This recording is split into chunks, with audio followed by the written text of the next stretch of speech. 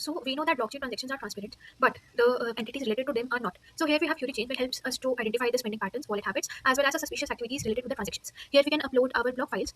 For quick examples, I have added two block files already, so we'll review one of them.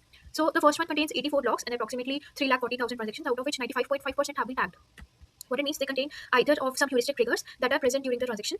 It also shows the fee rate stats for all of these blocks combined, as well as what were the script type distributions in these blocks. So highest number of them was P2WPKH. Let's review one of these blocks and all the transactions included in them. These are some of the detection signals that we'll be focusing upon to identify the behavior patterns. Let's start with the most common, that is the change.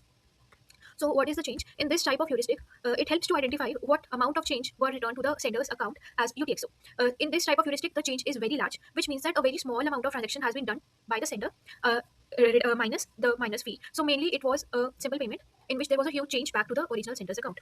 So now I'll be loading the transaction as well as the PSBT summary. It will show us all of the fees and fees rate along with the PSBT basic 64 code. Also the confidence that the change heuristic was present, it is very high.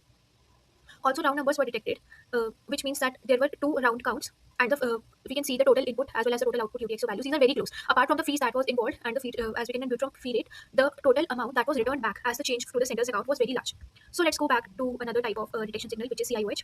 So CIOH mainly refers to multiple inputs relating to very few outputs. So let's see one of them.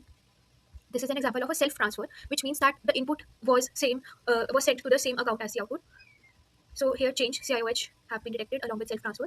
So CIOH means given that very large number of inputs, there were almost same number of outputs, but all those inputs were related to the same entity only.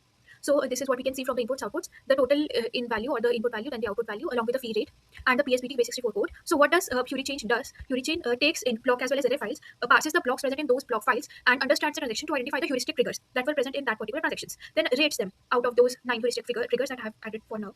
Thank you.